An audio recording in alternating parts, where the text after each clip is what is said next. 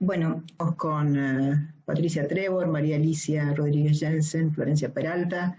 Compartimos un trabajo de investigación en el que venimos viendo las prácticas de evaluación institucional y de programas universitarios eh, como objeto de estudio. Hace rato que venimos trabajando, primero estuvimos trabajando sobre problemáticas de acreditación.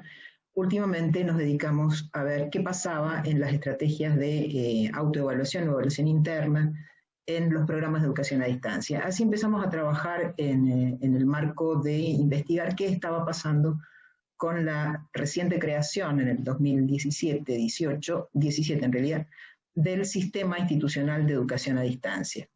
Esto es una forma organizativa que exige el Estado a las universidades nacionales para darse la posibilidad de dictar carreras en educación a distancia. En ese marco hemos estado viendo no solo los temas de las preguntas iniciales que teníamos, sino que también empezamos todo este año a estar viendo y discutiendo las problemáticas que iban surgiendo en relación a la educación mediada por tecnologías. Es desde ahí que hoy queremos compartirles algunas ideas, algunas reflexiones. Y la primera que yo tengo para comentar es la necesidad de diferenciar educación remota de emergencia de educación a distancia. ¿Por qué es importante esto? Porque la educación a distancia sigue vinculada a un mundo de preconceptos y de desconocimiento sobre la modalidad, que hace que la gente confunda el dar clases de modo sincrónico con alguna apoyatura en un campus para decir que eso es educación a distancia. Y tenemos que decir, eso no es educación a distancia. La educación a distancia tiene una serie de principios y de estrategias de trabajo. Entre esas, por mencionar una, la más llamativa, es el trabajo de preelaboración, de diseño de la propuesta de enseñanza con mucha anticipación al inicio de las clases. Es justamente lo contrario lo que vivimos. Vivimos una situación de emergencia donde había que salir con lo que pudiéramos y lo que tuviéramos para acompañar a los estudiantes y mantener la formación y que no perdieran el año. Bueno, esa diferencia es muy importante porque cuando evaluemos lo que pasó este año y cuando pensemos y pongamos sobre la balanza si lo que se hizo este año fue o no de calidad, entre comillas, ¿sí? Pensando que este concepto tiene múltiples significados, lo que tenemos que saber es que en realidad lo que tenemos que ver y sistematizar es cómo hicimos para dar respuesta. Bien, mi nombre es María Alicia Rodríguez Jensen, soy parte de este equipo de investigación y retomando lo que Eve venía desarrollando, seguramente este contexto va a dejar muchos aprendizajes y espacios de cambios profundos que podemos seguramente sistematizar y conceptualizar y reflexionar más adelante. Pero mirando el contexto actual, sabemos que este contexto traccionó a las universidades a mirar lo que ya habían construido, ¿sí? A mirar antiguos aprendizajes realizados en otros tiempos. Y cuando hacemos referencia a esos aprendizajes, focalizamos en un pasado no tan lejano, donde varias universidades pudieron afrontar este emergente del 2020 apoyándose en los sistemas institucionales de educación a distancia, los CIED, que diseñaron, construyeron y presentaron para su validación ante la CONIAU, según la resolución ministerial 2641/17. Más de 100 universidades hicieron esta presentación entre los años 2018 y 2019. Y esta presentación y esta construcción resultó de una gran oportunidad, dado que pudieron retomar muchas de las estrategias ya armadas en ese sistema y dieron respuesta de manera rápida al plan de continuidad pedagógica en estos tiempos de pandemia. ¿Qué queremos decir con esto? Queremos decir que el CIED, en muchos casos, actuó como un marco para la toma de decisiones institucionales. Permitió abordar lineamientos, retomar recorridos, anticipar acciones y desarrollar actividades para este contexto y así garantizar la continuidad pedagógica. En definitiva, o en síntesis, el CIED actuó como un gran articulador para poder llevar adelante este plan de continuidad pedagógica para este contexto. Pero también aquellas universidades que todavía no lo habían diseñado, presentado, muchas de ellas contaban con vastos recursos pedagógicos y tecnológicos que los pusieron en ventaja al momento de poner en marcha la enseñanza virtual, ¿sí? Y pudieron desarrollar dispositivos específicos para acompañar tanto a los estudiantes como desarrollar estrategias de acompañamiento y de formación docente en las instituciones. Por supuesto que esto puso en tensión las dimensiones pedagógicas, comunicacionales y tecnológicas que se ponen en juego al momento de diseñar e implementar una propuesta de enseñanza mediada por tecnologías. Bien, como decía María Alicia, en relación con la adecuación del sistema educativo para garantizar la continuidad pedagógica en este contexto de aislamiento social preventivo y obligatorio, y en particular en el nivel superior, podemos hacer una primera distinción, como decía Eve, en relación a la educación a distancia y la educación remota de emergencia. En ese sentido, una de las apreciaciones que podemos hacer vinculadas con este contexto tiene que ver con el discurso, o el fragmento, algunos fragmentos de discurso de los docentes, pensando en discurso como práctica. Este discurso trajo en este contexto a la mesa viejas preguntas y nuevas preguntas en relación con las definiciones primeras sobre qué es una clase, qué es la clase comunidad, cuál es el rol docente, cuál es el rol del estudiante, de los y las estudiantes, cuáles son los tiempos, cuáles son los espacios adecuados, espacios o entornos, esa distinción, cuáles son los necesarios y pertinentes, tiempos de estudio, de exposición a una clase, de evaluación. Entonces, tiempos y formatos nuevamente en el tapete de la discusión pedagógica. Esto precisó de alguna forma redefinir un nuevo contrato pedagógico, o al menos repensarlos, ¿sí?, en el que nuevas variables entraban en juego, para garantizar justamente que fueran procesos educativos democráticos. Y en ese sentido, y en relación con la definición de nuevas temporalidades y entornos y formatos, un elemento central que recuperó visibilidad, que siempre por supuesto estuvo siendo parte del sistema educativo, pero que recuperó una visibilidad central, es el contexto en tanto condiciones sociales de cada estudiante y también de los docentes, ¿sí?, en el que aparecieron literalmente visibilizados, al igual que las condiciones de los y las docentes.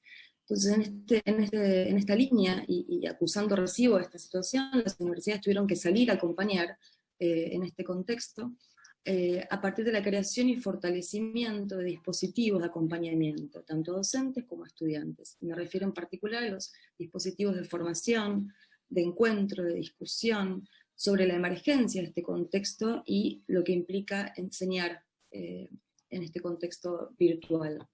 Entonces, estas cuestiones de estos dispositivos de acompañamiento no solo tienen que ver con cuestiones puramente pedagógicas, sino pedagógicamente contextualizadas en un escenario novedoso, singular, que traía a la mesa nuevas inquietudes y nuevas incertidumbres en relación con la enseñanza. Entonces, como decía María Alicia, podemos decir que este contexto y estas respuestas institucionales nos van a dejar muchos, y nos están dejando muchos aprendizajes, no solo a los docentes, sino también a los estudiantes y a la institución en general.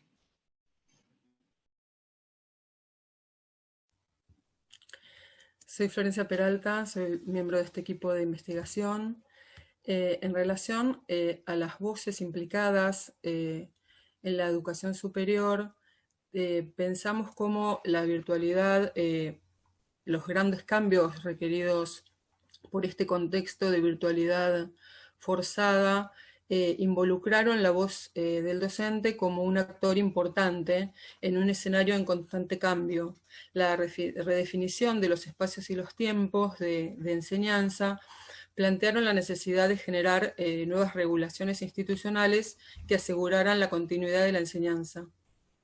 Ante la pérdida de certezas y definiciones que en otro tiempo habían sido seguras, las autoridades apelaron a los docentes para saber qué era lo que estaban pasando en las aulas. Entonces, a partir de allí aparece la necesidad de registrar las experiencias de aula y sistematizarlas para luego poder identificar problemas y repensar normativa urgente y contingente. En relación a los alumnos, también encontraron un nuevo lugar, ya que fueron consultados en relación a sus posibilidades de conexión, pero no solamente, sino también en relación a sus preferencias y posibilidades en cuanto a la sincronía y asincronía de las clases, el uso de redes sociales o WhatsApp, además de plataformas virtuales para realizar las prácticas de enseñanza, la disponibilidad que tenían de los dispositivos y con qué frecuencia se prefería realizar o asistir a las clases sincrónicas, que por otro lado dejaron de ser obligatorias. Podríamos pensar en una construcción conjunta de la experiencia entre docentes y alumnos y lo valioso de la sistematización y de la transmisión de estas prácticas. Por último, en relación a las prácticas de evaluación en la universidad pública, nos preguntamos los ejes que atravesaron las definiciones de implementación. Una hipótesis interpretativa es si los posibles logros de una educación mediada por la tecnología, considerados en la virtualidad, tuvieron, digamos, la misma mirada que en la presencialidad. Hubo impacto en la definición de los tiempos para administrar las pruebas, por ejemplo, el desafío de realizar las evaluaciones por Zoom y la duración de las mismas. Pensamos también en un acompañamiento a los alumnos a los que se les requiere esperar un turno para poder rendir sus exámenes finales, o la falta de posibilidad de promocionar las materias, y también un acompañamiento a los docentes en capacitación para evaluar en la virtualidad. Vamos a sumar nomás esta última parte en la que en realidad queríamos recuperar algunas de las cuestiones que hemos visto. Primero, la necesidad de estar muy atentos a no confundir la educación a distancia con la educación remota de emergencia. Eso es muy importante para poder entender lo que estamos haciendo. Esto es fundamental también para pensar cómo la situación actual ha impactado no solo en la enseñanza presencial, sino también en las modalidades y en las estrategias de la educación a distancia. Eso también es importante pensarlo. No lo dijimos, pero lo agrego. Después estuvimos hablando de lo que ha sido que las instituciones que contaban con mayores recursos, sobre todo institucionales, como el CIED, es decir, el Sistema Institucional de Educación a Distancia, con una organización institucional que permitiera el desarrollo de las tecnologías, ofrecer más herramientas a los docentes y acompañamiento a los docentes, esas instituciones corrieron con ventaja y pudieron dar respuestas más rápidas.